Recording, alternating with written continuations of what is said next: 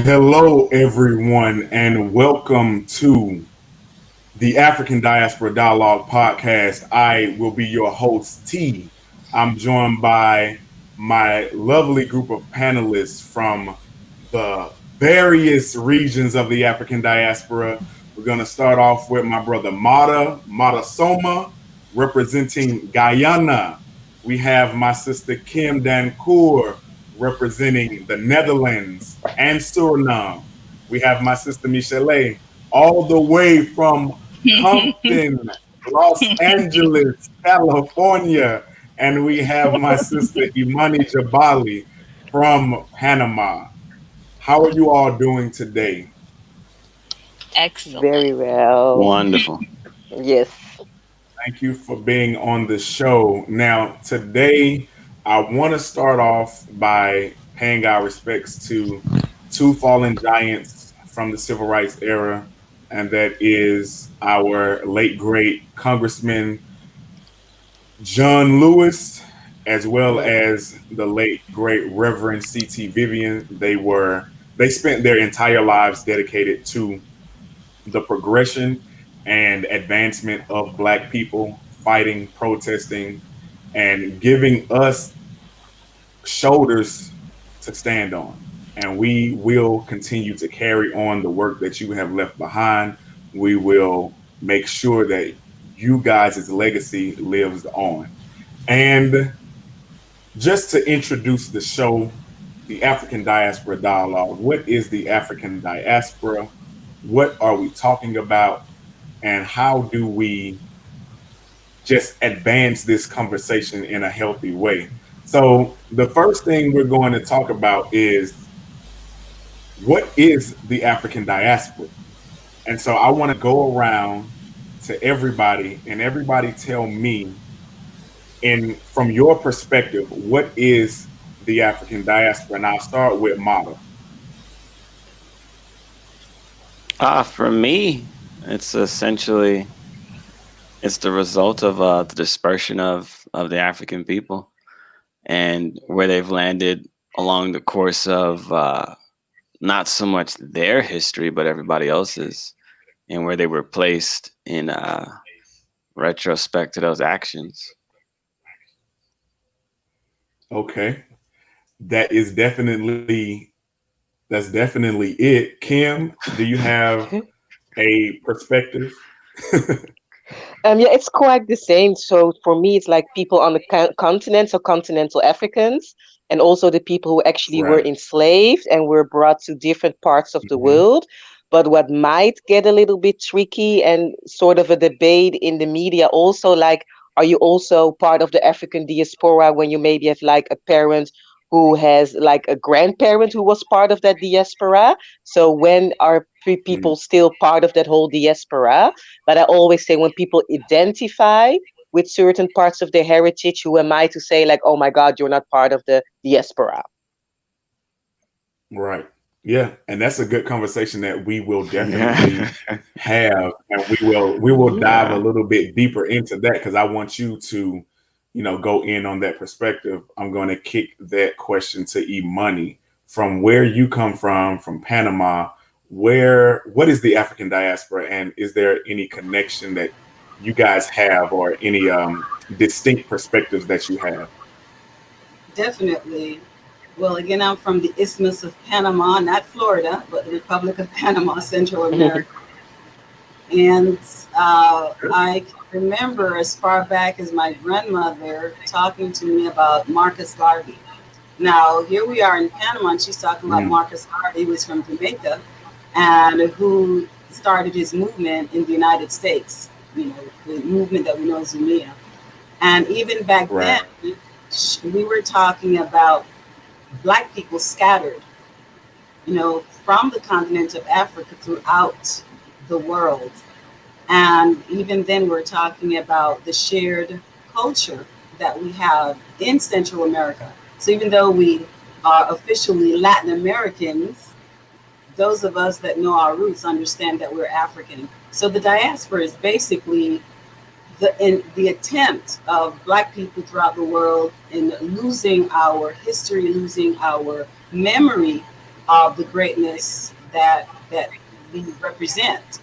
And so we have African people from Central America, South America, throughout the world that represent the continent of Africa. So that is the diaspora in a nutshell. Of course, I got more to say. Right. And I'm glad you brought that up because a lot of the times when we talk about the African diaspora, if you're talking to even Pan-Africanists who are African Americans, we tend to leave out the Afro-Latino, that entire region. And that's one of the reasons that we are definitely, engaging in this conversation to make sure that we represent all of those regions. Now I'm gonna kick it to Michelee, who Mm-hmm. is from the United States, and I Yeah. want you to tell me what is the African diaspora and and also how did you learn about it and when? Okay, so I mean, being from the West Coast, like you already pointed out, it's I feel like it wasn't really a very widely discussed topic. I mean, but I did also have smaller experiences, like programs that would be thrown in the library in my neighborhood for Black History Month, or at the Crenshaw Mall, or in that area, that Baldwin Hills area. People hear about, it's more of an Afrocentric area, and so people would talk about it and things. But until I moved to Atlanta and went to Clarke, Atlanta, a historically Black college, I didn't, that was the first time really learning about it. You know what I mean? Like going in depth. I've always had questions, but I Right. didn't really go into it like that until I got to college. Um, and so, of course, I started studying African American studies as well. So I got a bit more, more of an understanding of it then.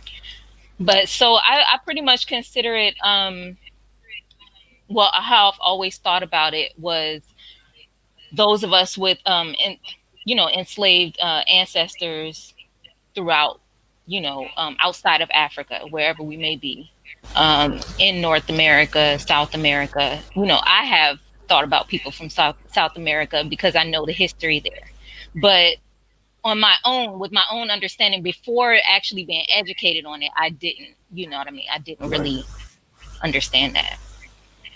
Yeah. And that's just so interesting because I remember growing up watching baseball, and I'm from Atlanta, and we had Andrew Jones on the team. And at first sight, I was like, oh man, we got a new Black player.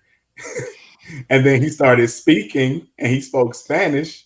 And then all of a sudden, in my own brain, his Blackness went away with Right. his Spanish. Right. And it was like, and it was also how, he and Sammy Sosa, how they self-identified. And Yeah. I was kind of confused. I was like, hold on, these people are Black just like me, but Yeah.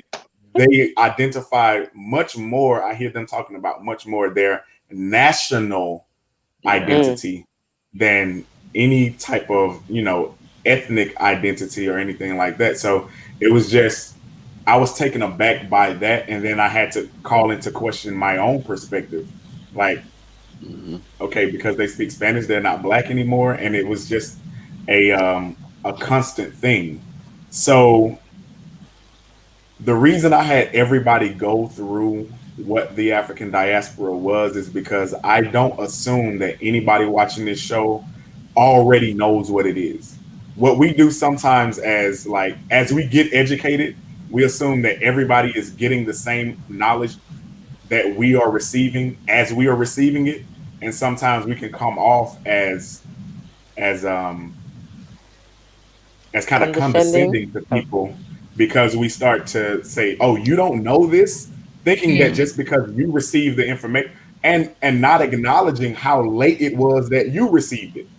Mm. Just like that's the reason I asked Michelee specifically, because she is the African American as well as myself on the panel, about when did you become aware of the African diaspora, because our definition of blackness is very limited in the US.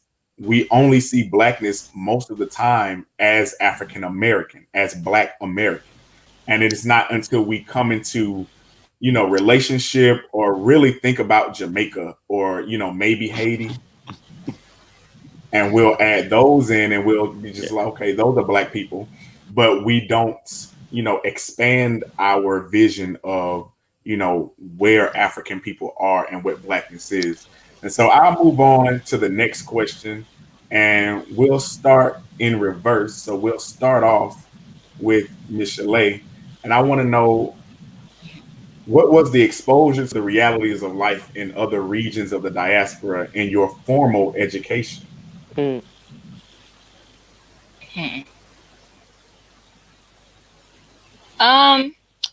I don't know if I really had if I had much exposure, because I didn't really have any other friends outside of my own experience, or it was pretty limited. So I wasn't really sure before, I guess before college, but maybe, okay, come back to me on that, because I'm trying to think of like, who did I have? Who did I? No, I mean, How did I? it very well may have been limited or zero. Absolutely. Right. And that's the reason I that this. didn't know until I actually visited the African continent for the first time. And Right. well, actually, you know what? I switched that. I changed that. You hear me now? Okay. We I got you. went on an upward bound trip in high school, and so we went to Puerto Rico, and it was my first time actually seeing other, Black people. Well, people who I looked at and I said they were Black, and some of them identified as Black then, Right. and it was my first time seeing, like you said, even with the baseball players speaking Spanish and things, it was kind of like mind blowing to me. Like, they're like, it's like us, but they're here and they speak another language. But the food, seeing like how they ate some similar foods. Right. I guess those African retentions, living on. But I'm like, they are me, I'm them, and they will always assume that I was, from there and stuff. So that was pretty cool. See?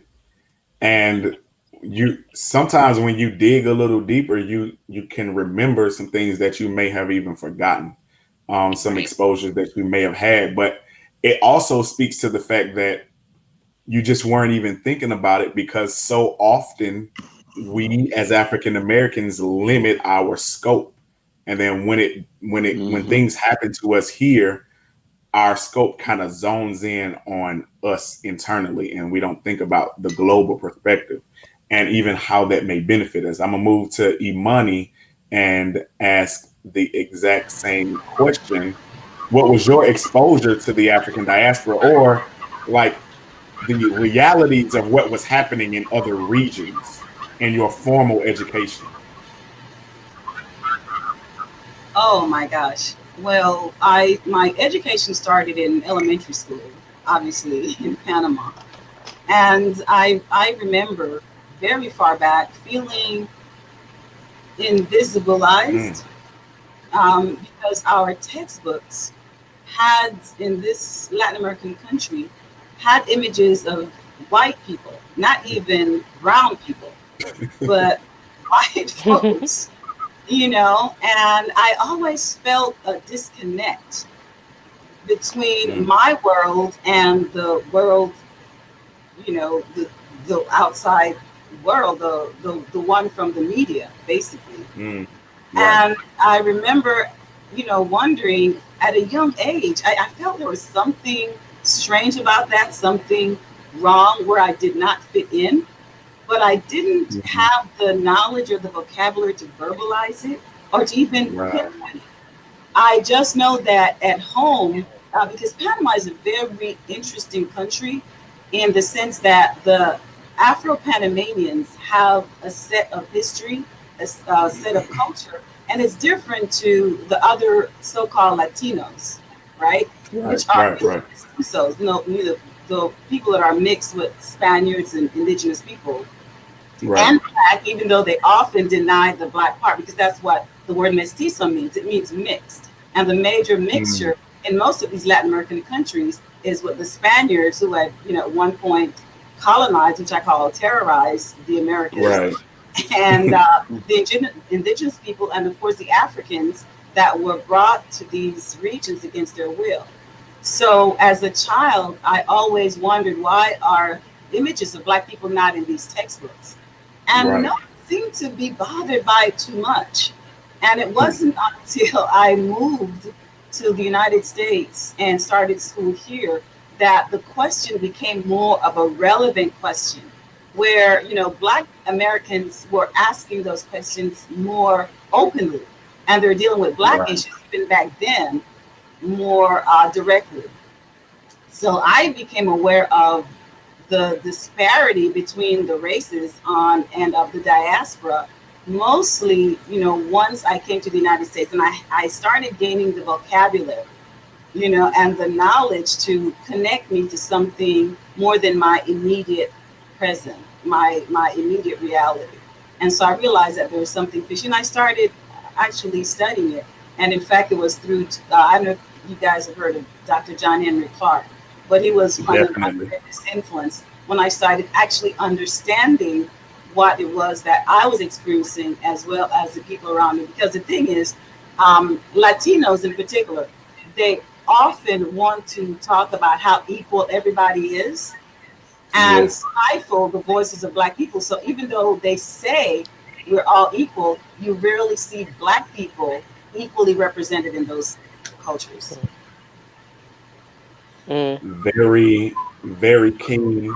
And I just want to piggyback on that just for a moment before I go to Kim and say I can speak directly to that. I spent some time living in Peru during my grad school, and I was talking to some people, and I met some friends who were like the mestizo or the indigenous people of Peru, and I would talk to them about black issues, and they were like, "Well, there's no racism here." And then when I broke down to them like what racism is and how it's systematic and not very much, and not only the outward bigotry of how it can be displayed and how the Afro-Peruvians aren't reflected in the census and that they can't be reflected in the numbers, it expanded their view of exactly how things work in their own country that they weren't aware of. But the cool thing was a lot of them were open-minded enough to even acknowledge it. So we're going to go around the horn and ask the same question. And uh, Dr. Dankoor, you're up. Okay, first of all, doctor in the making, just to be clear. I'm still a grad student, but I'm trying. But yeah, just to give a little bit more background information. So my parents are from Suriname. That's a country in South America, close to Brazil and French Guiana. And I was born and raised in the Netherlands. And the Dutch people actually colonized or terrorized Suriname back in the 1700s. So my education in the Netherlands is very World War II oriented because the Netherlands is a country close to France, Germany, Belgium, and England. And yeah, I actually, let me just say, 90% of my education on let's say like world wars and some type of adjustment towards other people is mostly centered around World War II. And I maybe got like one chapter or let's say two, three paragraphs about slavery. I always made sure that when I got to write an essay or I had to give a presentation about history, I always chose like slavery, Surinamese history, sometimes African American history, civil rights, because that was something that I was missing. Like I didn't see my own history in the history books. And I think it's very important to tell the World War II story too, because we don't want to repeat certain aspects of history. But it's weird Mm. though, because that happened, or the World War II was 5 years. And of course, the build up to World War II was much prior to that. But still, slavery, something that was like 400 years, lasted 400 years. It's weird that it only gets like 2 paragraphs in the history books. And I wanted to say something else about that as well. Let's see, slavery, Dutch Antilles. Oh, I just lost my thought. I lost my train of thought. But again, like my formal education, mostly World War II, maybe 2 or 3 paragraphs about the slavery of African people. Yeah. And that's just what we are seeing here is a theme of, you know, our lack of Yeah. acknowledgement in all of our formal educations. But we won't make any assumptions because maybe Mata's formal education will surprise us. But let's find out. Mata. My esteemed formal education. Uh, no, it's much of the same, and you know, I would hate for our history teachers to take any offense to what we're saying and to say, no, we talked all about Africa and we did our best. You weren't paying attention, but it was a skimming, and I think that the deeper part of the question, the more literal part of the question, is the specific on realities. You know, Mm, when I read it again, I was like, well, we know how the Greeks lived. We know how the Romans right. lived. We know how Mm, the Russians lived. We know mm, what built up to, Catherine the Great taking her place. We got dates. We got names of the small, the big. We mm, have, I know of, Haitian independence, but that how they lived is a different matter.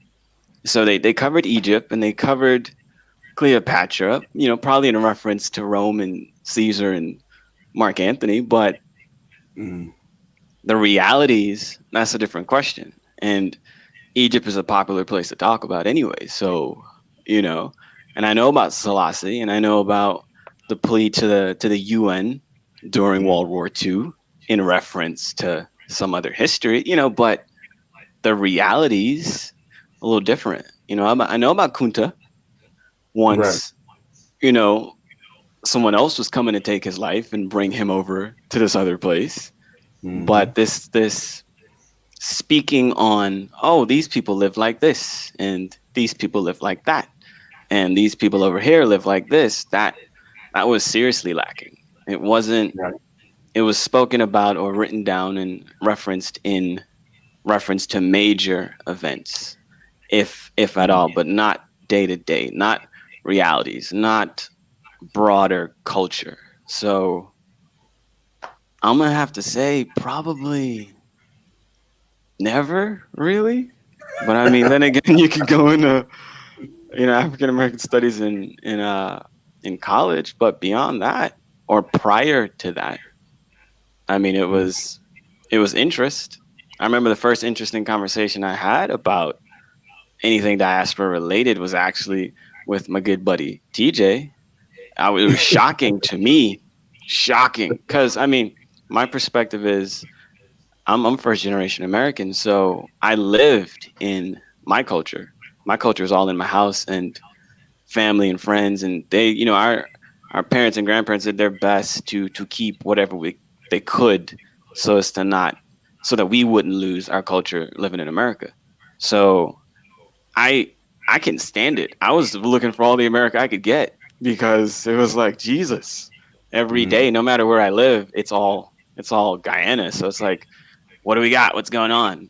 But that's all fun and dandy. But when I was in high school talking to TJ, he's asking me all these questions about South America and Jamaica and the islands, and I'm like, well, I mean, yeah, we all kind of do the same thing, and it's my day to day. So I wasn't keeping it down in the record books, but it was the first time to me an American or Black American was interested in where they actually came from. Because in my eyes, it's like I know I'm from there. I'm full blooded from there. mm-hmm. Like I don't have to claim it.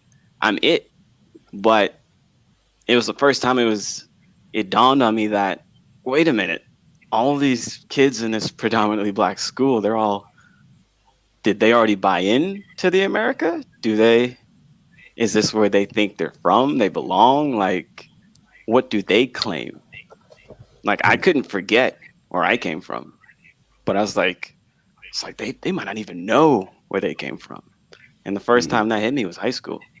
And the first time there's any formal attempt to see the realities was college. Easy. And I'll just say this, like in high school, I remember it was around 10th or 11th grade, and they had African American history as an elective. And I was like, my schedule is full. I can't. Hold up. What's going on? I want to take this class. And then at that time, they kind of had you on this track Yeah, where for if you were college. on a college prep track, you had to take a certain amount of electives to graduate. And so within the program that I was in, there was no time for me to take any, you know, by choice electives. My advisor chose all of those, for us. And so I wasn't even able to take African American history in high school. But just think about that. It was an elective in a predominantly black school. So just to take the veil off, Mata and I know each other from like seventh grade, and we Yeah. went from middle school to high school together. And so we went to Martin Luther King Jr. High School, Crazy. and African American history was an elective. So just let that sit and just linger for a moment, right? And it's ridiculous, is what it is. So we'll move on. We'll move on to the next topic. And I want to ask everybody: Oh were man.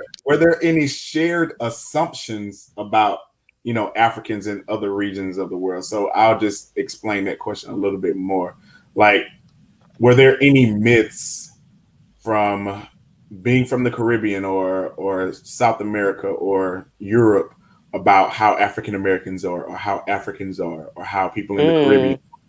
And were there any, kind of elements that were seeded in that you may not even know the origins of? Were there any things like that existed as you grew up? Just not even in formal education, but both formal, informal, in the culture, just in the air. Were there any, shared assumptions about other African people throughout the diaspora that you can call upon? And we'll keep this train going, and we'll go back to Mata and start with you. So within the question is, within the Guyanese culture, are there any assumptions about the other African cultures out there, essentially? Right. Assumptions about African Americans, other people in the Right. Caribbean, South American, Africans, people in Africa. Not that I know of. Not that. I mean, I think maybe if only Bob Marley or I'm not sure what came out of Jamaica to make Jamaica like almost the representation of the Caribbean. I don't know if it was those commercials in the 90s, I don't know. I'm not sure if that's where everybody chose to vacation, but I mean, for the longest, I wasn't even fully aware of all of the smaller islands in the Caribbean. But no, there weren't many, minus food, minus Jamaican jerk. Again, going back to Jamaica, but there are some misconceptions as far as a lot of Caribbean dishes in from Guyana and maybe the rest of the Caribbean. Your curries and whatnot were not traditionally Caribbean dishes. There's a heavy Indian influence in the Caribbean as far Right. as cuisine goes that Right. I'm not Right. sure a lot of people in diaspora are aware of. Mm-hmm. Um, as far as opinions about others, I'd say no. We're pretty. If anything, it can go to the lack of opinions, the lack of exposure. But it was mostly contained to the Caribbean. There's probably your classic Africans are all living in huts and Mm-hmm. things like that. And no one has ever. The only country that ever advanced was America. Mm. Um, but I think that's because I think maybe a reason for that is wherever you're focused on going, you probably give it all the positives that you associate with your world at the time. And if my family was headed Right. to America, then it's got to be the land of the free. And to pick Mm. America over Africa, it's because of this. And to pick America over Germany is because of Hitler. And he's been gone a long time, but you know, I mean, I think that might be it. It wasn't there was an awareness of America. I think maybe because I came over here kind of young, so maybe I know my dad had some strong opinions about Malcolm X, and uh, Okay. he was a huge supporter of the Million Man March, and so through his eyes, Mm. but it was um, he. I mean, I'll have to say he's pro-black for sure, so he was aware of that and had a hunger for that information. But I can say I heard anything positive came from adults. Mm-hmm. Anything stereotypical and negative came from kids. I'll say Right. that. Okay. Yeah. That's interesting. But, and the question is, where did those kids learn that information from? So we'll go to Kim, Mm. and with the same question, Mm. were there any assumptions like growing up in the Netherlands, and I'm not Mm-hmm. sure, like tell us a little bit first of all about what is the black experience in the Netherlands Oh, and that's how does that look? And then go into the question. yeah, I think I need more episodes for that because it's really hard to explain the Black experience in the Netherlands in like 2 or 3 minutes. But to give you guys, yeah, more of a visual, I think there. Mm. Okay, so there are 17 million people in the Netherlands, so it's really a small country. 17 million people, and I think there are like between 600 and 700,000 people who are non-ethically Dutch. So let's say persons of color, and maybe from those 700,000, maybe 3 or 4 thousand are Surinamese. But let me get back to that. But just to give you like some type of visual. And it's interesting because I think what attracts me to the city of Atlanta is that at least you see yourself represented in certain spaces. So I know there are still a lot of problems. It's definitely not a utopia, but at least I can see Black people in politics, in music, in academics, in education. And over here, I definitely miss the representation. Um, and what can I say more? Yeah, of course, we try to do our own thing now. I can imagine that my parents' generation, when they came to the Netherlands in the 70s, they were more so like getting adjusted to the country and they try to fit in and was more so, I guess, on survival mode.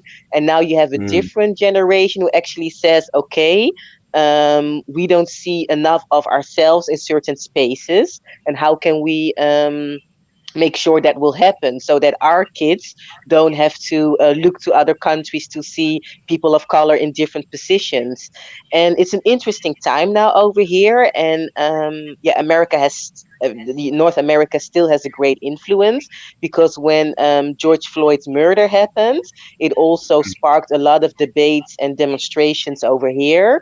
So now we're in the midst of talking to certain institutions, people, about okay, how can we make this country better. And I do think that it was kind of quote unquote hard for Dutch people to have that conversation because for the longest time, um, the myth was that the Netherlands is like the most tolerant tolerant country in Europe. because we were like one of the first countries who actually accepted gay marriage. The city of Amsterdam and all the stereotypes surrounding it, like sex work and you can be free and you can be who you want to be. And of course, that's true in a sense. But still, we have some work to do. So we're definitely Right. having those type of conversations now. And when it comes to stereotypes, it's interesting. It kind of depends on who you ask, because there are certain Surinamese people, when you ask them about African Americans, they will say like, oh my God, they twerk all day, they're criminals, they're this and that, because they're solely based their opinion on what they see in mainstream media or on social media. And of course, Mm, people who actually think about it a little bit more and understand, because they're black as self, that stereotypes are kind of fueled by media as well, or can be fueled by media. They will first name all the civil rights people and how African Americans are a great inspiration for us to actually fight for our rights as well. So it really mm. depends on who you ask. And Okay. besides that, when it comes to Surinamese people, um, yeah, you have like the same stereotypes kind of. Some people will say, "Oh my God, they're so much fun, and I love the food, and they know how to dance." And some people will say, "Oh, they're lazy, they're criminal, they're just Mm, have sex all day." So kind of those stereotypes. It almost like those historical stereotypes about African Americans, I kind of see in mhm. relation with the stereotypes about Surinamese people. And I Okay. think it also goes for the quote unquote positive stereotypes, like, oh, they know how to dance and the food is so great and, they're very welcoming and funny and blah, blah, blah. So there I see some similarities. That's interesting because, this platform is here so that we can take control of our own narrative, and that we want to make sure that people know the reality, like the real truth. And also, the African Diaspora Dialogue is here to lift other voices from around the different regions so that more people have access to actually hear from the actual people's experiences, and not just what you may have read in a book or, you know, heard from some third party. So I'm just happy that you guys are here and participating in this wonderful conversation and this great introduction. So we'll move it along and make sure that we go to Imani with the exact same question, and just tell us what that experience of being black in Panama was, and if you guys had any assumptions about other regions of the African diaspora. Okay, now bear in mind that I've lived in this country the greater Mm-hmm. majority of my life. So I spent the least amount of years in Panama, but those Mm-hmm. were my formative years. And those were, in many ways, the memories that formed a Mm-hmm. lot of my consciousness. And so I basically consider myself somewhat of a multicultural, multilingual kind of person. And I'm just going to just mention on the side that Black people in Panama tend to have a set of culture all of their own, like I mentioned earlier, somewhat different from other groups in Panama. Because again, for a small country, we're talking about it's really a small country, about 4 million or so people. We have a lot of Asians Mm-hmm. that are Panamanians, believe it or not, a lot of Jewish folks, white, white American uh, folks like Anglos, and then of course the majority is the mestizo, which a lot of times they kind of side with being European, even though a lot of them look exactly like I do. So they definitely negate their African heritage.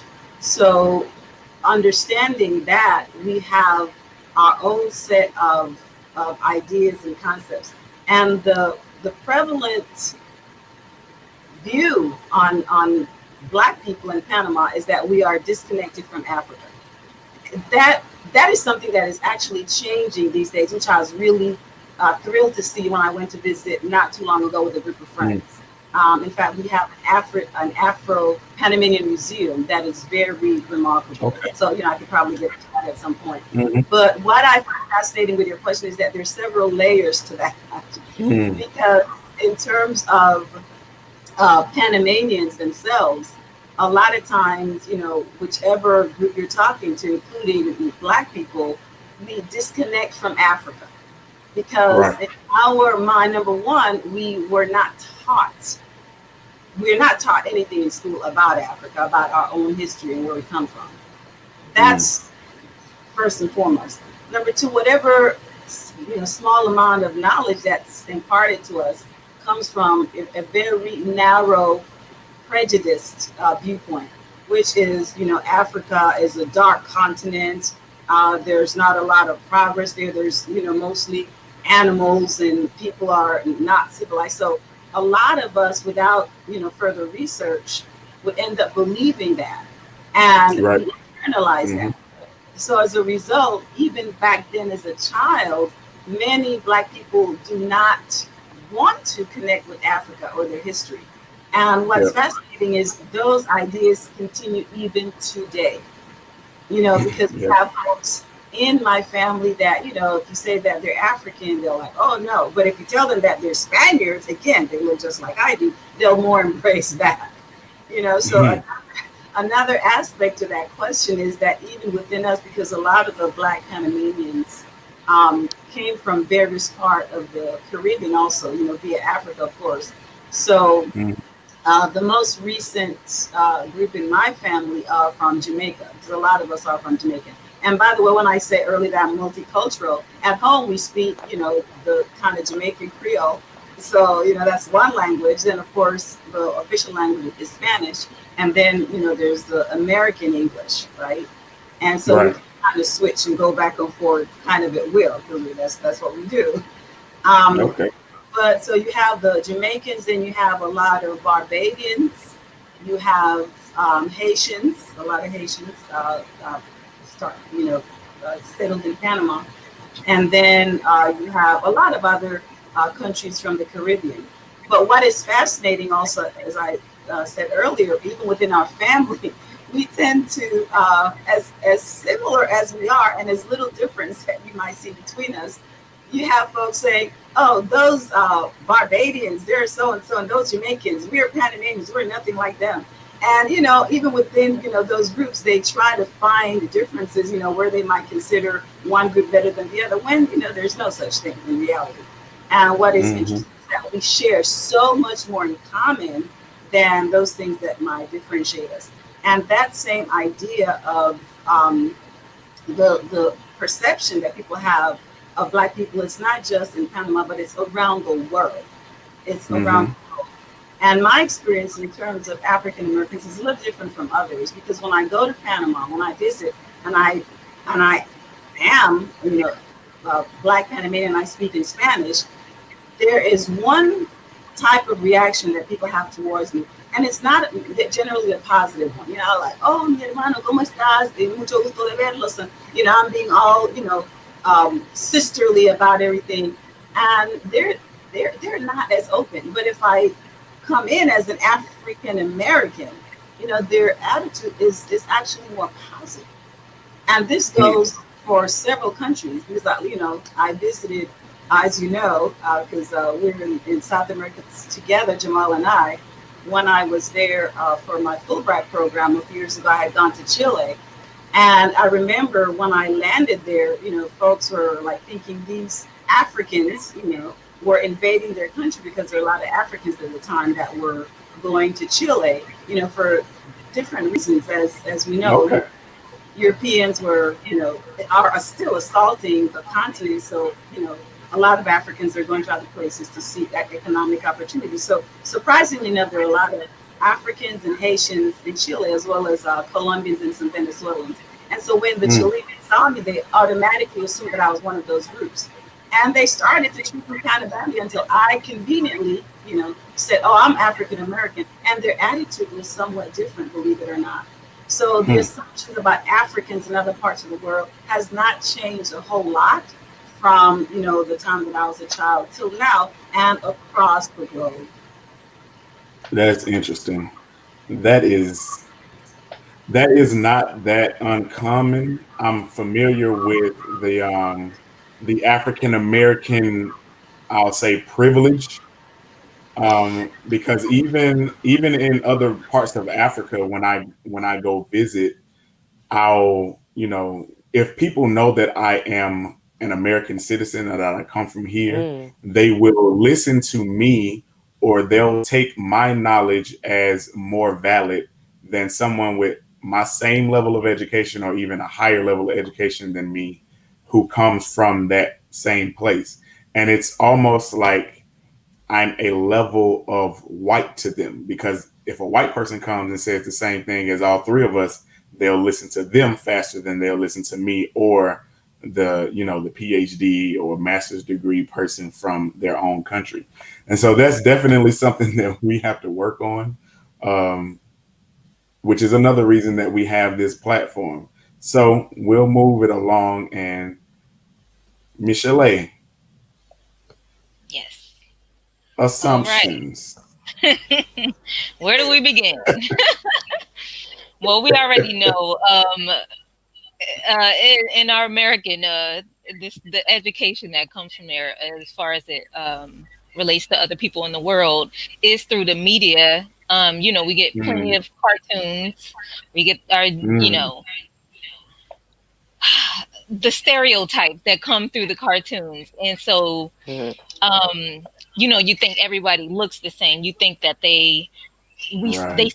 first of all, let me point out that even until today, as adults, people still only address the continent of Africa. Think of everybody from Africa as being from the same place. It's all, they Hmm. speak African, you know what I mean? They all have the Yeah. same culture, they dress the same, eat the same food, so no one ever really made that distinction.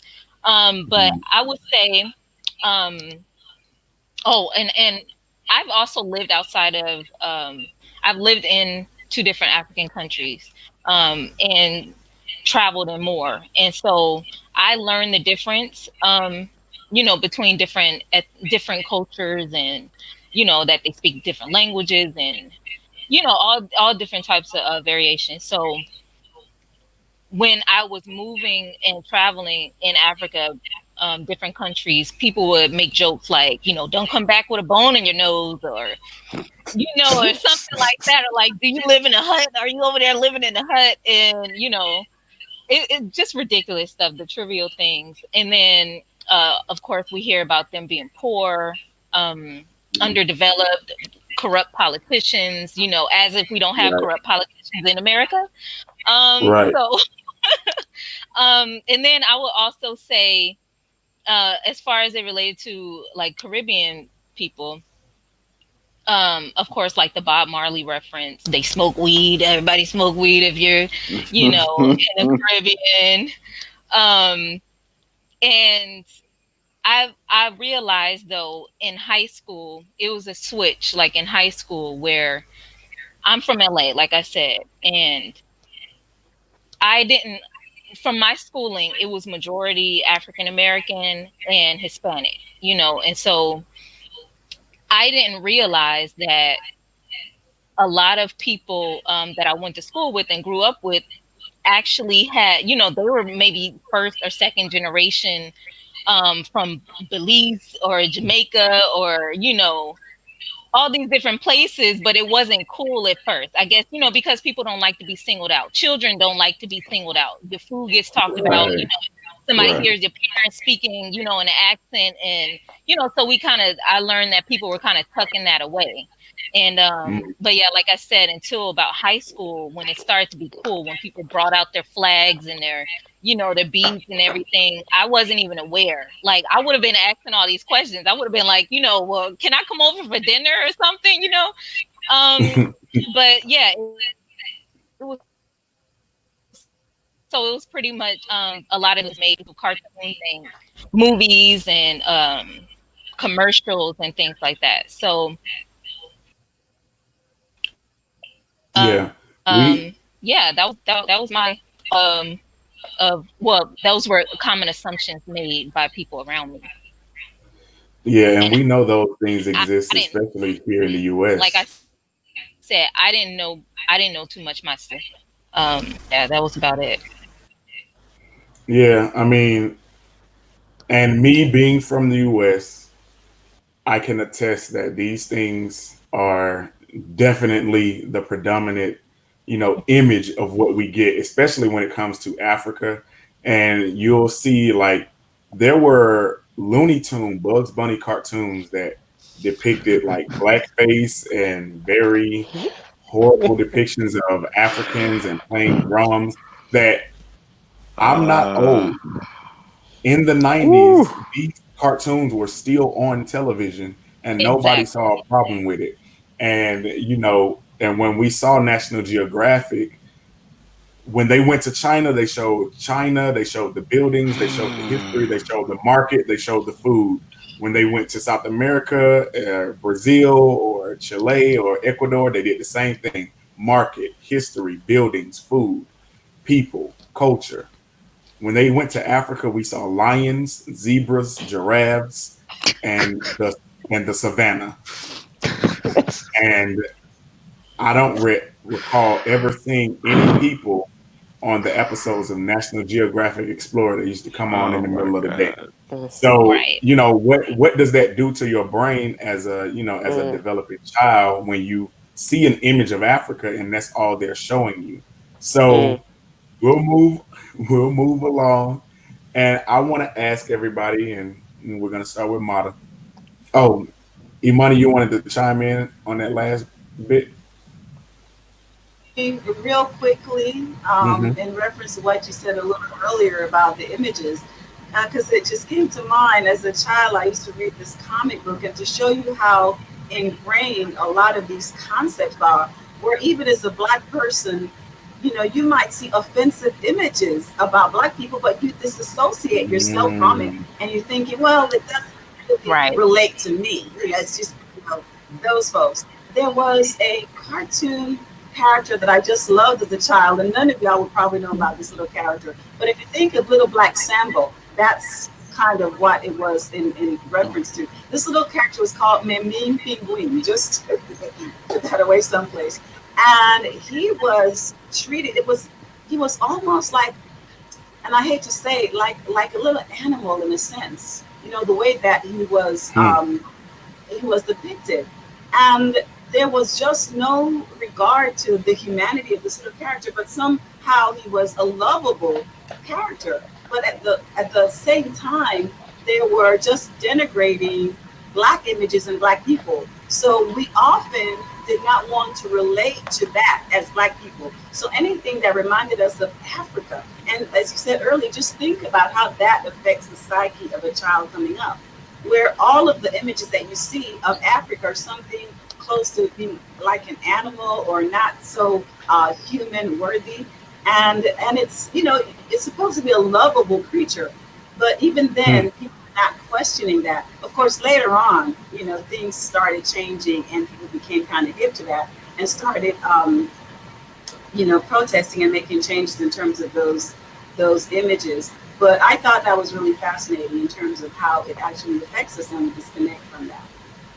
Yeah, I mean, it's interesting, and like she said, those images come and we passively accept them without questioning a lot of the times, and we don't even realize where some of that like self-hatred Mm. ideology or just the mentality comes from.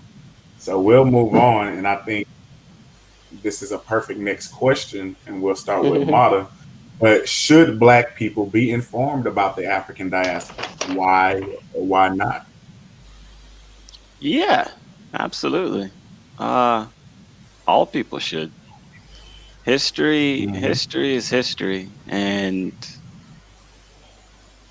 the only reason to exclude any history or to manipulate any history is control. So, I mean, it's a part of the agenda to not teach certain things, but in a not even to say level playing field or equal opportunity, just as a teacher of what has happened. Yes, it should be taught. It should be something that is known. And it doesn't even have to take the stance of black greatness. It doesn't have to take the stance of black inventions and designs. And it would be uplifting to the spirit, and it would be rightful to give credit to these things. But just the basics, the same level of interest you give any other culture, you should give to the diasporic culture, and acknowledge its spread, acknowledge that, you know, this continent was carved up and its people were carried to different places. And even if you only give reference to it in that regard, you give it its own section, you know, because when I hear about Greek history, I don't hear about the current Greece. So, you know, they're not going through the entire section of that people's history. So it's all good. But speak on it in that regard if you must. Right. And take it from that angle, because there's, I mean, like an exceptional amount of ignorance in regard to that Mm, topic. I mean, people are confused at certain things. They're just completely unaware. The most educated of the educated are like, oh, I mean, there's a, it brings about a lack of perspective in conversation and in the treatment of people when everybody in the room isn't aware of what has taken place. So it's essential just to be, you know, well rounded to know of that. So yeah, they should absolutely teach it. mm. Okay. So, Kim, what are your thoughts? Yes. Yeah, I definitely agree. It's I just love informed citizens. So for me, like history is so important, and it goes for a lot of topics, but especially with regards to the African diaspora. It makes your perspective broader, greater. It makes you stronger in certain conversations or debates.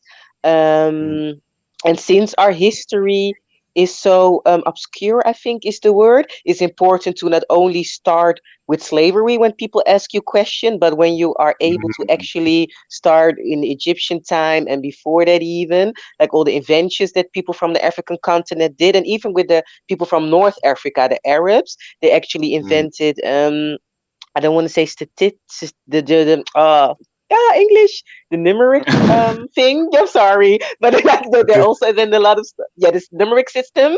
So I think it mhm, will help a lot of people not only to be extra informed, but it will also maybe help with their self concept. Because if you think mhm, when your history starts in the slavery era, of course, you perhaps have like certain negative perceptions towards the self. But if you know that before that, there were a lot of great things that people have done, people who look like you, that will help you, I think.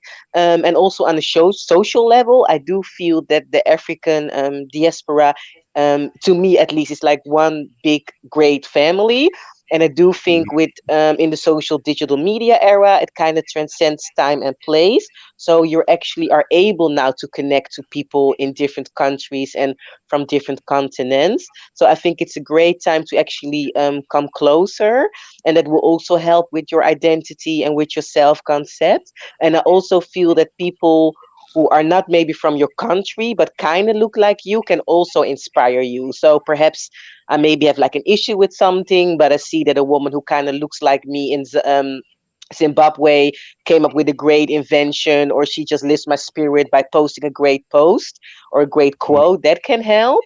And the last thing that I want to say, because I forgot to say that in the prior round of questions, it's kind of mhm, interesting because I study American hip hop and rap culture, and it's interesting to see that Surinamese young men, so black young men in the Netherlands, admire American rap artists because to them it's like an example of black male success. And that doesn't mean that they actually want to become like a rap artist and do like the whole performance of black masculinity, but they do get inspired by the fact that they see black men who are doing well in the media. So they will say like, okay, I'm just gonna go to law school, or I'm gonna be like an entrepreneur, or maybe I'm gonna go in the music industry. But I can see by looking at a Jay-Z or a Drake that I can actually become a wealthy black man in this society. So that's kind of like an interesting result, I think.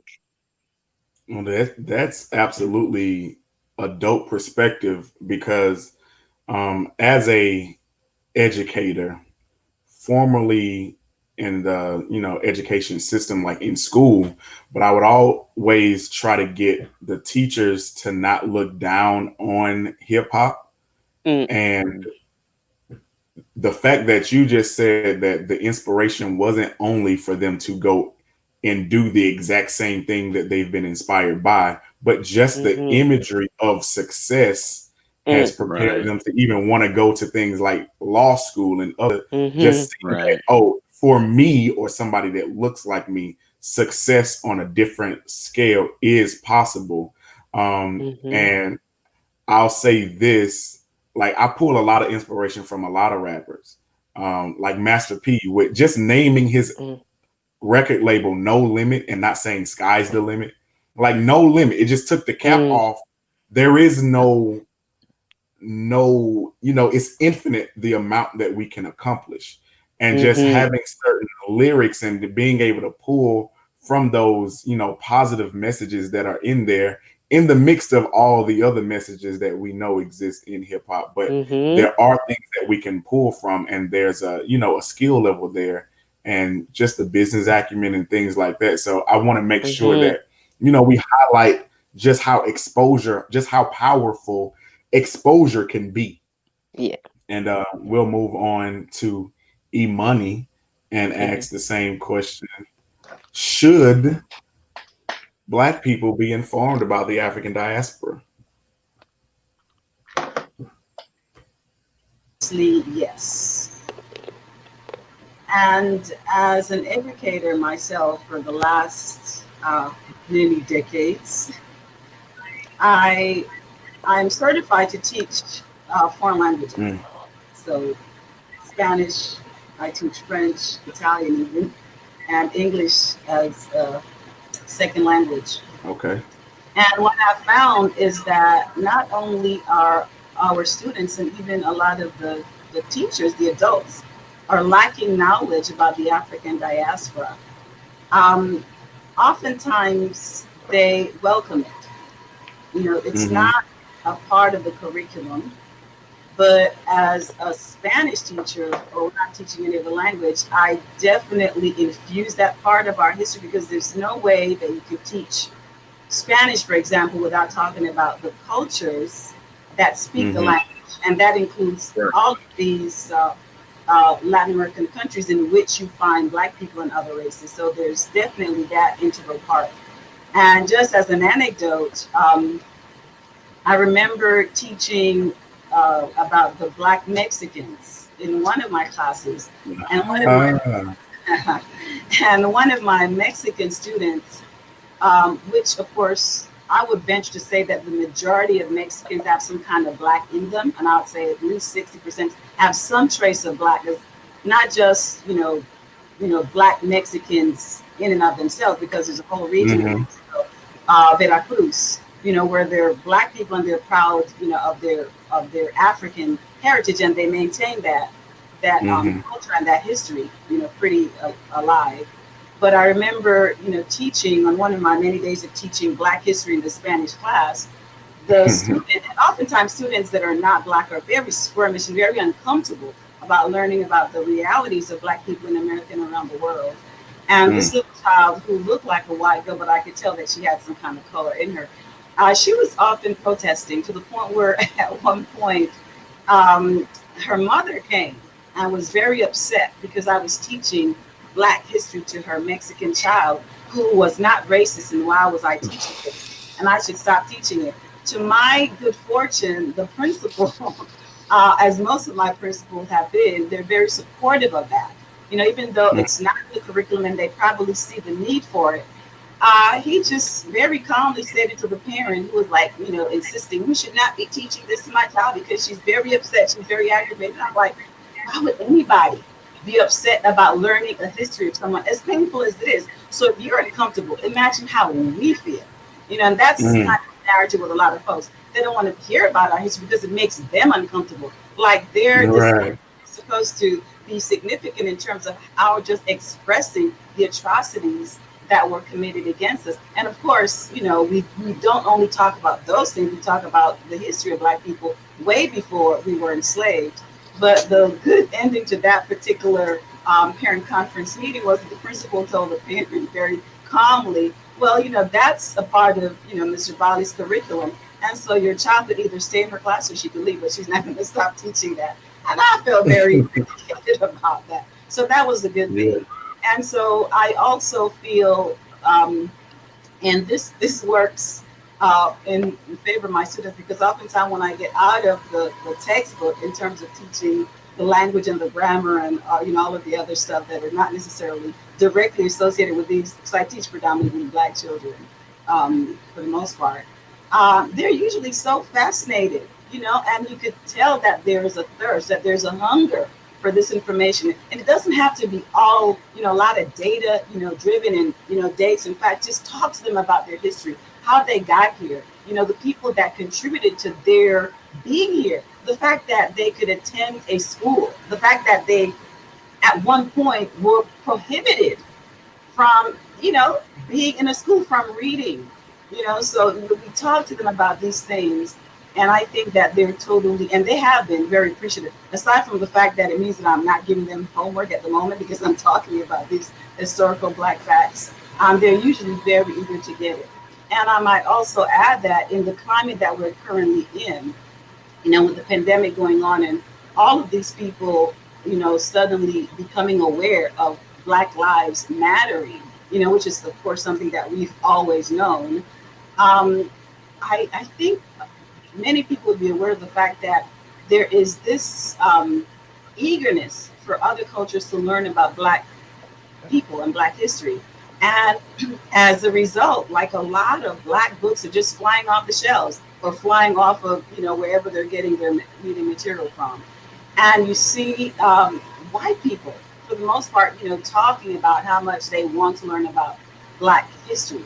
So this would be the perfect climate in my mindset to actually make Black history not just an elective, but an integral part of the curriculum, so that people like myself don't have to squeeze in whatever time that we can have, and teach it at a young age, at an early age, so that by the time our students, our children get to high school, they are confident in knowing their history. They know where they're coming from, and they're not buying into the negative stereotypes that have been fed to us for so many years. So I think this is a really good time to start really pushing for Black history to definitely be included, and to understand that Black people are not just in the United States, we're all over the world. So this is the perfect time for I agree. I agree. Um, I mean, it's just so important to make sure that we know who we are as Black people. But like you said, and like Mata said, everybody should know about the African diaspora. It's not only important for us, but it is specifically, definitely important for us because we have, we've lacked it for so long. Michelee, should Black people be informed about the African diaspora? Absolutely. I'm 100%. We're a lot of us are educators on here, just on this one podcast, on this one episode, and I make it a point to teach even my students abroad, about our Black American culture, about other, so that's encouraged my learning, because I want to be informed, on other people's culture while I'm teaching other children, because I think we also have to really focus on our children, starting at that younger age, so it becomes like a norm for them to even explore, even if you don't teach them everything. If you didn't learn everything as a child, you will be encouraged to learn more, at least, throughout your life. And I say not only Mm, learn through books or, mm, watching YouTube videos, right. we need to Oh, travel as well. I think we need to make it a point. And, it's not that hard. The things that we spend our money on, and of course, every single person won't be able to afford. Like, there are mhm. people really struggling, can't even keep a roof over their heads. But there are a lot of us who can. I have a lot of peers who, if you set aside your money, if you planned, if you, made it a priority, if we make certain things a priority, like traveling, and I like to travel for culture, for a better understanding, to see things firsthand rather than rely on the media. You know what I mean? We have this like really bad relationship with media and how they tell certain stories. We only get one side. We can't complain about it if we don't go and try to learn firsthand. And so that's always my perspective, for traveling. I like to see it. When I was questioning religion, I went to those places, you know what I mean? And let me talk to these people. Let me see let me stand on the ground, you know what I mean? And learn the history from the mouths of these people living here. And instead of just relying on what I learned from books. And so yeah, definitely we need to learn about it, but also get in the habit of seeking the information firsthand. And then starting teaching our children. We have to condition their minds early. And I also would like to just point out that, amongst all of us, we have so many more similarities than differences, in our, whether we knew where we came from or not, whether we had traditions passed on, these African retentions. I mean, they're strong. A lot of us end up having the same type of sayings or, dance moves and foods and a lot of different things about us. And it's for a reason, it's in our DNA. And so I always give like when people would ask me, well, why do I need to learn about Africa? Why do I need to know about that? Like, I'm American, they're over there, I'm over here. And I'm like, if you take an apple seed and you plant it in a field of potatoes on an apple tree, it's not going to be a potato. It's not going to turn into a potato. You plant it in anywhere, amongst grape, it's still going to produce apples. And so, and I think something like that, like to understand where we come from is very important. We may not care too much because we don't feel directly affected because we're not there. We lost a lot of our history. But I am one that's like, I take it very seriously to learn and not just go off of what I heard. Like I said, I do like to get firsthand information. And I think it's also important when we think about like building allies, because I feel like in our situation throughout the diaspora, it's not only in America, but even when you think of like people in other regions, it seems like we're left alone. It was a situation, remember, it was something in history where a bunch of Italians got lynched, a group of Italians got lynched in America, but you had the Italian government that, you know what I mean, they were able to have people to reach overseas and like call out for help, or, people defended them. Who do we have? You know what I mean? And the enemy loves to divide and conquer. That's something is never going to go away. That's the easiest way to attack someone, is to divide them, is to divide the family. And, like people have already made the point is that we are a big family, and it's important for us to reconnect. So we have to take it upon ourselves. We have to be the ones to learn our history and to teach it, and really make it a priority, to make it a part of our family traditions, really, and go back to that, like to the storytelling, to the, to traveling or trying to find any kind of information, like actively seeking information. Yeah, I mean, I completely agree. And you fed into what our next topic is, and we'll jump right into it. And you know how we've been rolling, we'll bounce it right back to you, Michelee. And I want to know, are there any African retentions that exist in the culture of your home country? Like, can you identify elements of your culture from the country that you come from that you can trace back to elements of, African cultural practices or activities that you may have come across, and maybe you weren't aware of it at first, and you're like, oh my God, I didn't know that this came from there, or I didn't know that they did this too, or they did these certain things, and no wonder why, no matter where I go, I see Black people doing this type of thing. So we're gonna bounce that question to my sister. So can you identify any specific African retention, since you mentioned it? Absolutely. I would say, I mean, just start, like I already mentioned, the food. One of Mm, my earliest memories, like with my grandmother, I love my grandmother. She's my favorite person. And I remember as a child, she would feed me collard greens with hot water cornbread and mash it up in her fingers and feed me like that. And when I started traveling and I mm, experienced having, like the fufu with a stew or ugali with something, or anything to injera mhm, with Ethiopian food, it's that we all across the continent, we have, we all do this same thing, well, eating with our hands. A lot of other people do as well, but that one thing, with certain grains and just the way that the flavors, um mm, the I don't know. It's really special because I think we do share a lot of like the food, as far as food and things like that, spices and all kind of stuff. We do share a lot of that across the continent, throughout the diaspora. And so definitely that a lot of people, of course, will probably expect like the dancing. A lot of people been discovering, different videos from the continent, from different places, women dancing, twerking, or whatever they'll say, Um, so that for sure. Braids that, of course, our enslaved mhm. ancestors early on, you know, um, we were always hooked up, in that way. So yeah, yeah, for sure.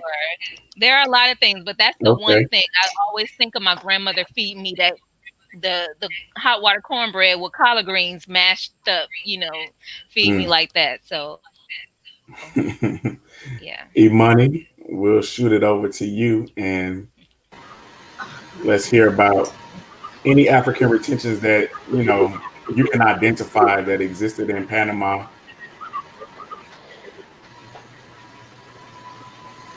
Wow. I think Panama is nothing but a little Africa when Okay. it comes to Black people, because I mean, remember, we're not that far removed, because we're talking about, my ancestors being Mm, dropped off in Jamaica, a lot of them, of course, in the Caribbean, and then, of course, coming through Panama. Mostly, I might just add that a lot of the Caribbean, Caribbean people that came to Panama was in recent times during the building of the Panama Canal back right, in right. 1903. But before that, there were some Black people that were in Panama even before that. Um, I wouldn't say voluntary migration, because they were kind of forced from one place to the next to try and do a little better, and it was just marginally better that they did once they came to Panama to establish themselves there and to build the canal. Which, by the way, a lot of Black lives were lost during that. But before they came, there were some Black people in Panama as enslaved Africans, and a lot of people don't realize that slavery took place not just in the United States, but there's a at one point, Mexico had the biggest number of Black enslaved people in the continent, and of course, there were enslaved Africans in Panama and throughout the Americas. But in terms of the retention, we have so much of it. And at the time, I don't think any of us understood where it was coming from. And I could think even from my grandmother, my great grandmother, my grandmother's mother, when I was growing up. I don't know if this is a platform to say, but you know how a lot of Africans did not, they didn't make a big deal about clothing. So a lot of the older Black women in Panama back in the day, you would see them without a top, and Mm, doing their chores, and it was not a big deal. And it wasn't a big deal to us either. Of course, that eventually changed because of the society that we're in. But with those kinds of customs, including the food, obviously, that we eat, and there's a long list of foods that my folks would make, and they're delicious. A direct carryover from Africa. And there's the language as well.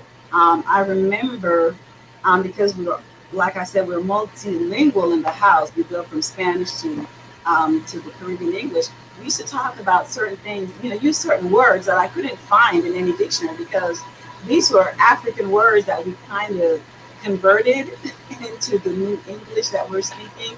And I always wonder about some of where those words came from. And I would, think hard in terms of their origin and come to find out, these are actual words that would come from Africa and that we use. In fact, a Panamanian author had written a book some time ago with those African words that were used in the Caribbean language and that we still use to this day. And I'm pretty sure a lot of us do not realize that they came directly from Africa.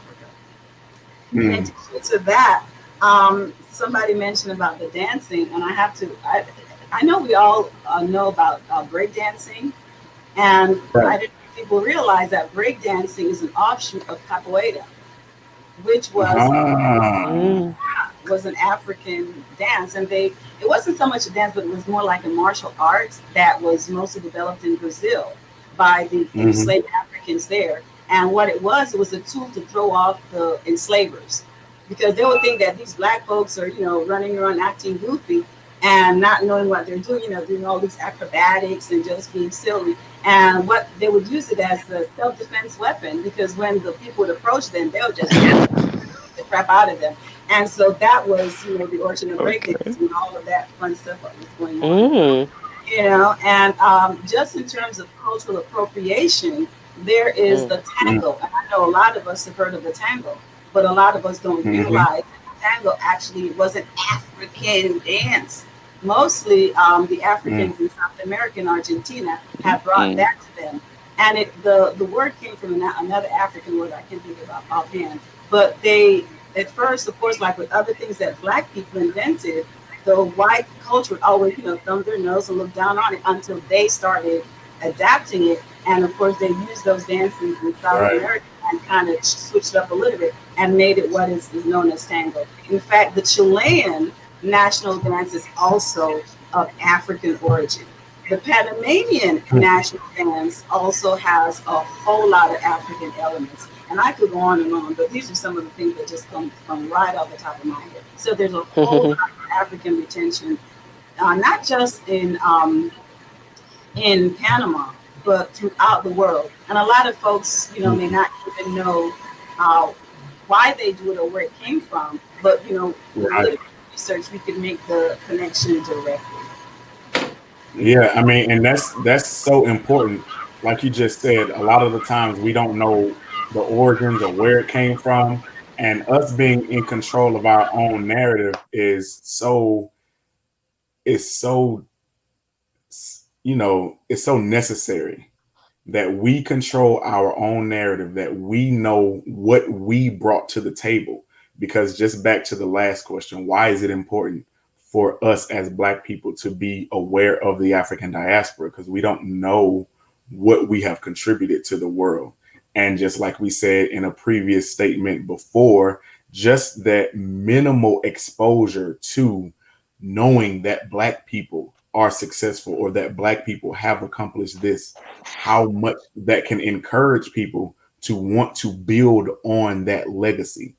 And so if you feel like there is nothing to build upon, then you feel like, oh man, we got to be the first to start everything, or our people haven't accomplished anything. And so that can be a discourager, but you can be overly encouraged by knowing that, oh, these dances that's our dance, or this was something that we formulated and we even had strategy behind why we were doing it and how we implemented it. So those things are key. Those are, everything is thematically connected to why we have these conversations and why it's important for this platform to exist, and for conversations like this to not only exist here, but we hope that you guys watching continue to have these conversations, continue to do the research, and look up the elements and the things that we're talking about in this dialogue. Look it up for yourselves. Don't just take our word for it. Look up those dances. Look up capoeira. Look up the origins of breakdancing. Look up all these different elements so that you will be informed on your own, and you'll be more comfortable when you share the information. You're not just sharing it as a third party, or I heard somebody say this on this thing. You can say, I heard somebody say this on this podcast, and then I also researched it and I found it here, here, and here. So that when somebody tries to invalidate your argument, you nullify that immediately. And so we'll move along and ask Kim the same question. And you can answer this in the term of both Suriname and in the Netherlands about African retentions and what exists. Okay, gotcha. So I'm gonna start with the Netherlands. Of course, interesting, the connection between the Netherlands or the people who are actually living here and the continent of Africa. We do have one Africa museum, and I'm gonna put the emphasis on one because I Okay. don't know if that's like either of course too less, or that we should be glad that even in a small country in Europe there is actually an Africa museum. They are currently under fire. I do have to do a little more research on that to see what my stance on it is, but to summarize it a little bit, people do feel that the Africa Museum is not giving enough credit to Black people in the Netherlands and actually the positive things that are happening on the continent of Africa. And I do feel that the Africa's museum stance is more so like, although, okay, we want to attract different type of people. So also grandma, Johan, and grandpa, whatever, in a small part of the Netherlands. So our communication should be as broad as possible. But I will definitely get back to this while I after I done my research. But again, we do have one Africa museum, and next to that there are exhibitions over here, more so not permanently, more so temporary. So like every now and then we have like a special West African exhibition. Mm-hmm. We also have like the Black Archives. Two Surinamese educators actually started that, and in their building, you can actually read a lot about African and Surinamese history. They also organize events catered to the African diaspora, and they also have like loud voice when it comes to certain conversations and debates regarding race. And with loud, I mean an important voice, not like overly tone policing loud, but like an important voice, just to make sure that people are not gonna misconstrue that. You are also able here to actually go to West African and Surinamese restaurants. So it is possible to actually get African food in the Netherlands. And when it comes to popular culture, and I do think that you guys can also give examples about that, because African culture is kind of part of popular culture now, or popular artists do relate to African culture a little bit more. So you also see Mm-hmm. that over here. So you have like African beats parties when they Mm-hmm. kind of mix rap music with African beats and house music. And of course, you see it in the fashion as well. So we have like brands like Daily Paper and Pata, who are like street culture brands, but their owners are from either Surinamese or parts from Africa. So they kind of mix their heritage with high fashion and street fashion. So that's really dope to see. And next to that, yeah, the language as well, because our street language over here is a mixture of African American language, like drip and sauce. We use all you kind of terms as well over here, like my drip is too hard, like drip and sauce, but also like Surinamese words. And I do feel certain West African words, because the Surinamese language is a mixture of French, Spanish, English, West African, and Dutch. And lastly, yeah, and rap music, of course. Like I don't wanna. People also have to know that the oral practices of rap music also has a history in Right. West Africa. So all the countries or people who are engaging in hip hop culture and rap music are also engaging in West African culture. Right. Yeah. And I'm glad you brought that element into it with something that we know most people who are in the audience of this podcast can definitely relate to, and how that call and response, that oral history, Yeah.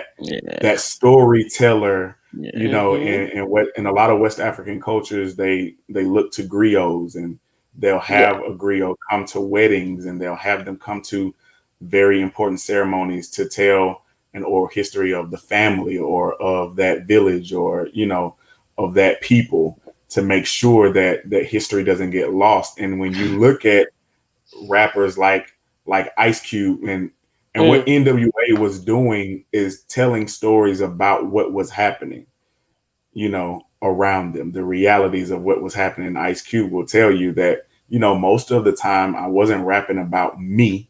I was rapping about people that I knew. I was rapping about, all of the elements were real, but it is not necessarily, the person. I wasn't speaking so much in first person. And I love the way that Kendrick Lamar does it, because he will Mm. actually take on the persona as he's rapping of other people. So Yeah. it's very clear that he's telling a story. And so Mm-hmm. we'll move along to Mata. And from what you know, and I know you Hmm. moved here young, but Yeah. and I know you've been back a lot lately. So can you identify, or even like, but you said you guys practice a lot of Guyanese culture at home though. So can you Right. identify any African retentions within those practices? Well, Or anything? that's the funny thing about it. I'll use a movie reference I like, where it's like Tears in the Rain. Mm, So it's hard to, mm. for me, it's hard to tell the difference. It I Yeah. can't say which is African, which is Caribbean. Mm, I never questioned the things we really did. I found out some that were more or less Indian versus Caribbean, but mm, I didn't dig into to see what my family did that, or other families did that. I was like, is this African or is this Caribbean? And with the Caribbean culture being a very proud culture, we claim all that we do, So where it may have come from, I don't know if we care too much, but it's ours now, and mhm, we're gonna do it proudly. I will say, for sure, dance is something that, mm, regardless of knowing the histories and the dates and the regions, is something that is of African descent. The drums is something that mm, I don't know where you can go to escape, be it beat, be it bass, be it whatever. If it's the doop, doop, doop, doop, it most likely came from the African continent, and we love it till this day. I mean, you can mumble rap as long as you got a good beat on it, and people like it. mm, It's that's something there. Of course, the food and whatnot. But really, as I was thinking and listening to everybody else, it's like, well, I don't want to, make the claim, well, I've been living in my African culture or something. But it is a little harder for me to differentiate what they encouraged that was a mm. Caribbean culture versus what they encouraged that unknowingly was more African or directly linked to African. No, but that's real though, because a lot of the African retentions, they exist. So I'll say this, and we'll have a whole conversation. We have a whole episode just dedicated to for the culture, where we're talking about the idea that the transatlantic traumatic experience Mm, erased our culture mm, as Black people. And there's a belief that, they'll say African Americans don't have a culture, right? Mm. Or we're right, searching right. for it. I fight back against that, because the African retentions that exist within the Right. activities that we do are our culture. The only thing that makes it difficult is that we are not in Aware? control of that narrative. We're not Okay. aware, but we're not in control of the narrative about how Right. what we do or what we display is even interpreted. So, dance was brought up a lot, and twerking was brought up. But if you look at the same movements and the same Mm. gyrations that Mm, twerking is, you will see in a lot of traditional African dance moves. And it wasn't Surinamese. always. Oh, sorry. No, go Yeah. ahead. Go ahead. No, I just wanted to say like a Surinamese culture as well. Like if you see Surinamese women dancing, like even of age, like maybe 50, 60 plus, like the movements, it's like a adult twerking, or more so like a little bit more modest twerking, I guess, because they're a little bit older, but it's the same movements. Yeah. What happens is when you allow other people to dictate how you interpret your own actions, then you start to feed into their negative energy about it, because twerking has been over sexualized. And there are some dance moves and group activities that happen, on the continent that were probably mating rituals, but not all of them. Some of those were like spiritual rituals. Some of those had deeper significances, and we don't know what they are, which is why speaking about African retentions is important, because first of all, it brings the awareness, the fact that, okay, some of these things that we do trace back. And like Michelee alluded to, if you plant an apple tree amongst potatoes, it's still an apple tree, right? And so knowing that our roots carry over with us, and if you cut those roots off of any plant, that plant dies. Like you can cut a flower, you pick a flower, pretty much what you're giving your significant other when you give them flowers, unless it's potted, is a dead plant. When you cut those roots off, it is only alive for so much more time before it will definitely wither away. And so when you cut the roots off, one of the importances of talking about the African diaspora, why should we know about it, is because knowing your roots keeps you alive. It keeps you grounded. It keeps you encouraged. It inspires you. You know where you come from and what you can build upon. You take the baton and you don't feel like you're starting the relay at the starting line every generation. You realize that, oh, I have something upon which to build, and I'm not starting, in the basement or the ground floor. Oh, my ancestors did this already, so I can start on floor 3, or we already made it to the penthouse, and there's a opportunity to make it to that penthouse again or rebuild it using the model that they already laid out for us. These things are important. They're important elements. And one of the things I wanted to talk about was somebody mentioned not starting our history with enslavement. And that's very important. And so many scholars, from Asa Hilliard to John Henrik Clarke, have, mirrored and said those same words, or that same phrase. Don't allow other people to start our history at one of the lowest points in it, because there was so much greatness in it. But even in that point, understanding what enslavement was about. It wasn't about us being inferior. They needed us to survive. They needed our skills. So a lot of the times when we go all the way back, we swing the pendulum to the left and we say, we were all kings and queens. That's not true. It's impossible, because you can't have a country full of kings and queens. Somebody had to be something else in the society, right? And so, but it's not to invalidate those people. I want to make sure that we empower the blacksmith. We find value in the carpenter. We find value in the agriculture expert. We find value in the people who had different skills. The healer, the medicine men and women. The people who had other positions to play in those communities are to be revered as well. Because when you say all kings and queens, it kind of eliminates the reality of it, and some people will just tune that out. So this is a reality-based, platform where we're going to bring value to everybody.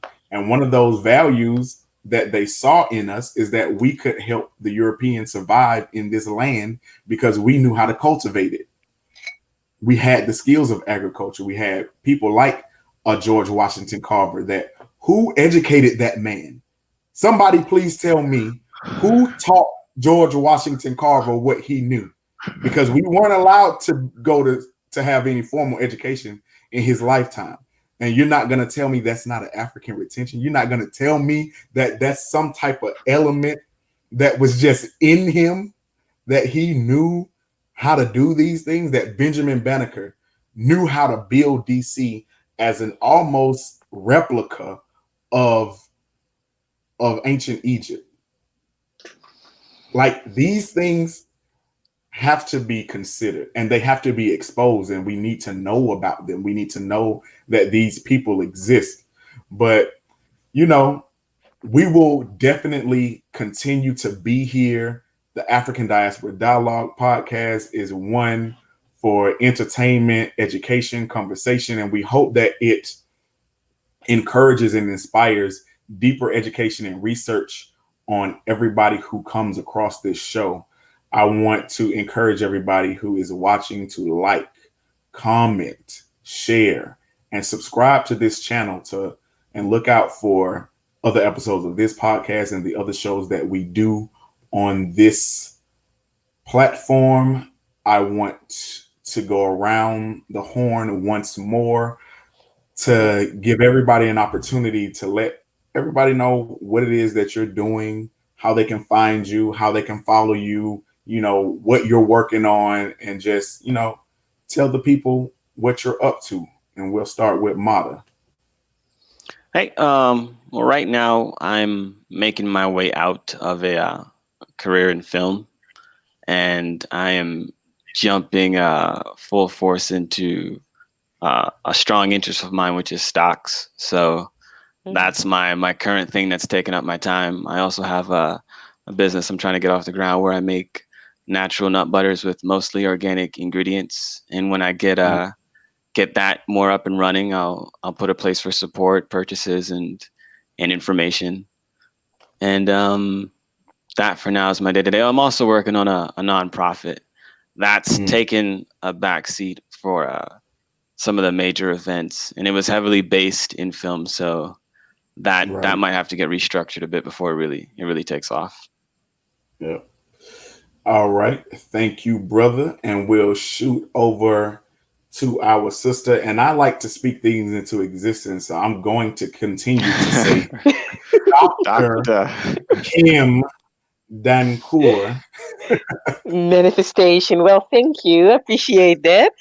So I'm a hip hop academic, and that means that I'm actually researching US hip hop culture, and I give lectures on the hip hop culture, and I interview young adolescents in Atlanta and in Amsterdam to investigate how their self concepts are impacted by the imagery in music videos.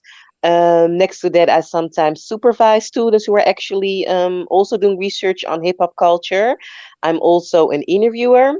So sometimes people hire me to interview people on stage, or maybe moderate debates, or interview people for radio.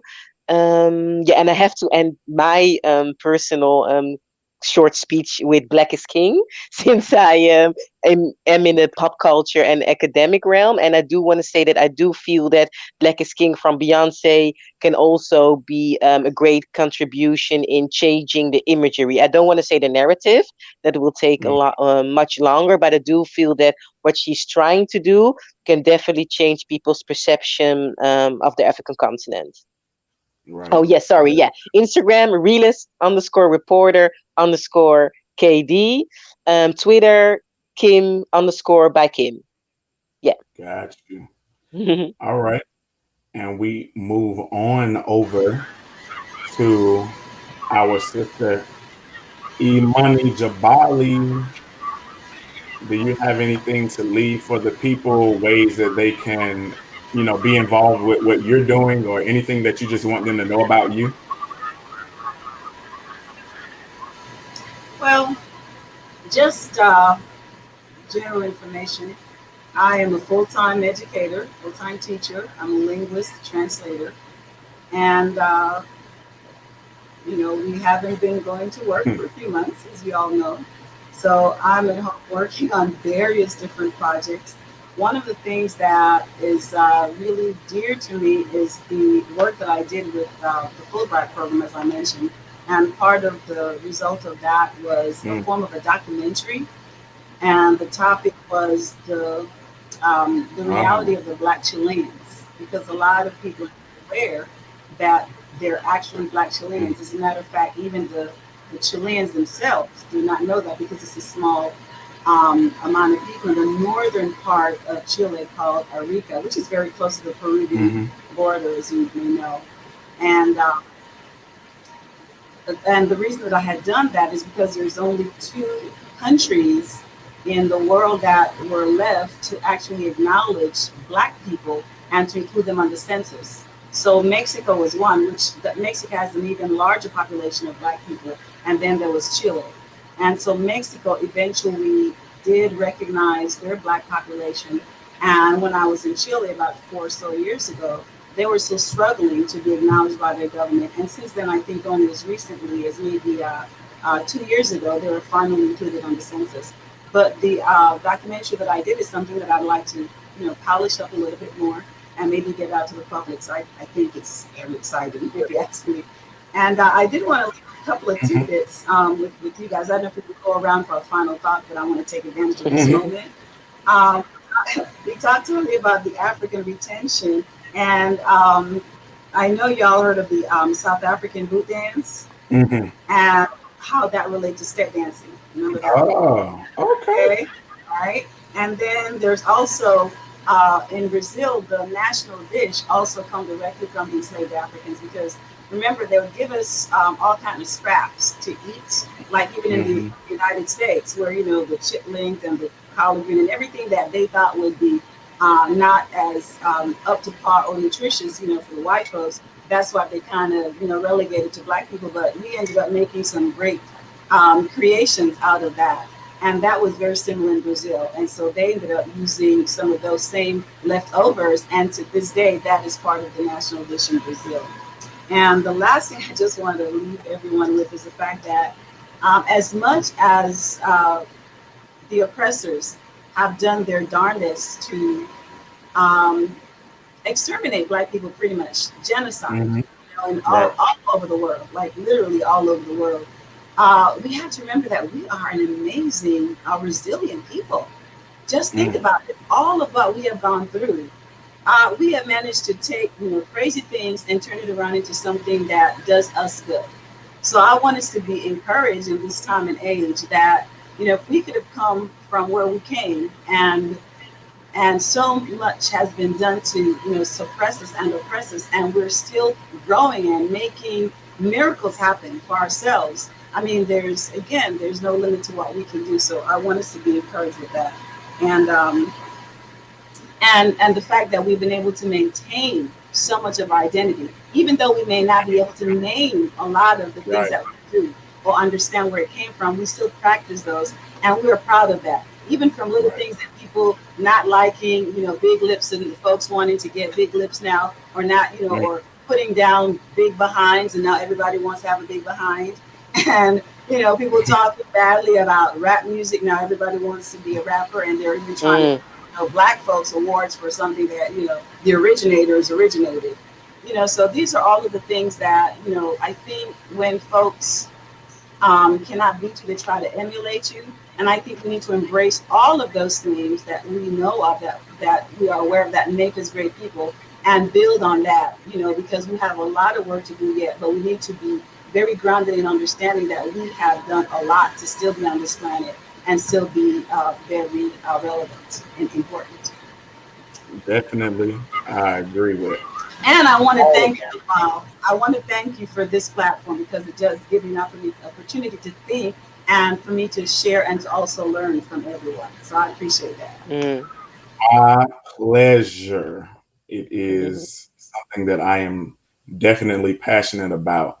And we are going to circle back around to my sister, Michelee. Anything that you want to leave the people with and share with them of how to keep up with you and the things that you have going on? Yeah. Okay. So, well, I'm as you can see, my IG and Twitter, Michelee the Maker. I be making stuff, So I do have a website. I have a website where I make various, fashionable items. I make hats, I make bags. I make a lot of different things. So I've always been very creative, and developing my products. So that's what I pushed. Entrepreneurship and creativity, especially for children. So I'm an educator, but I've taught like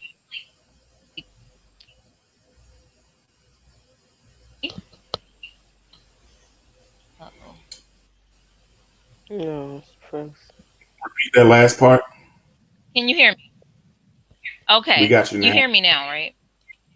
Mm-hmm. Okay.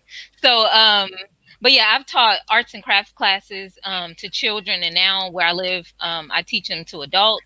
And I like to just inspire creativity and just show people that there's, especially in this time during this whole pandemic, people have been forced to find other ways to make money, discovering passions with all this downtime. And so right now I'm currently developing programs online for children to learn to create, and infusing it with African history as well. And so you can be on the lookout for that. Follow me on Michelee the Maker on IG and Twitter in the future. And for my website, it is mishmashworld.com. Mishmash. So that's my brand. That's what I'm pushing. So that's what I do. I'm the maker. Well, But we I've appreciate enjoyed you. this talk. Sure. We definitely appreciate you. I appreciate all of you. I want to encourage everybody that is watching once again to like, comment, share, subscribe to this channel.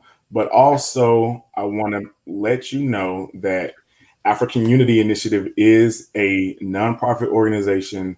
We are here to make Pan-Africanism tangible in conversations like this, where you can actually understand what it is and what the vision is, but also in the programs that we do.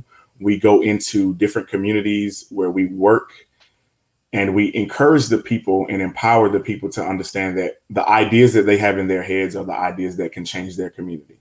They do not have to wait on that one singular solo Martin Luther King, Malcolm X type figure to come back, or whomever it is that we as Black people are waiting on. We have the answers, and we are good enough, and our ideas are valid to make the changes that require our communities to advance and grow. And we do not always have to run to if you're in Africa, you don't always have to run to America or Europe to make things better. If you are African American, you don't always have to go to the Upper Broadway, or if you're in Atlanta, you don't always have to go to Buckhead, or if you're in LA, you don't always have to go to Hollywood or Burbank to feel like you've made it. We can bring success to our areas. We can make what we have, and we have it within us. And in these meetings, we call them community assessment meetings.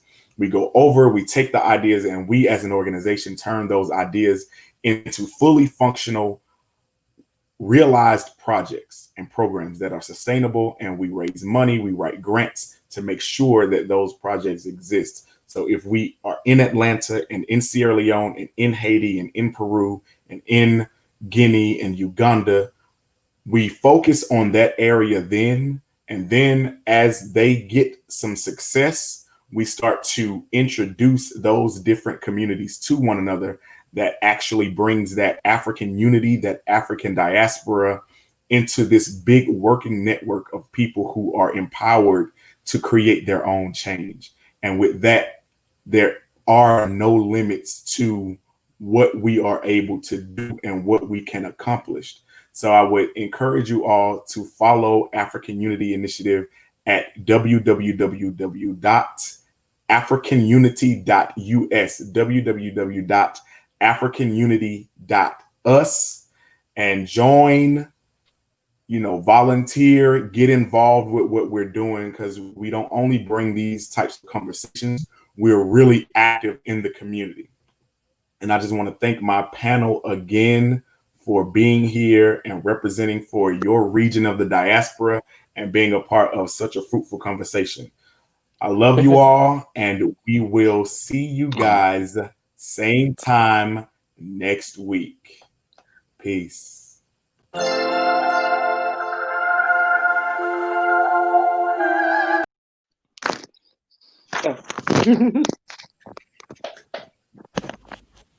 Oh my goodness.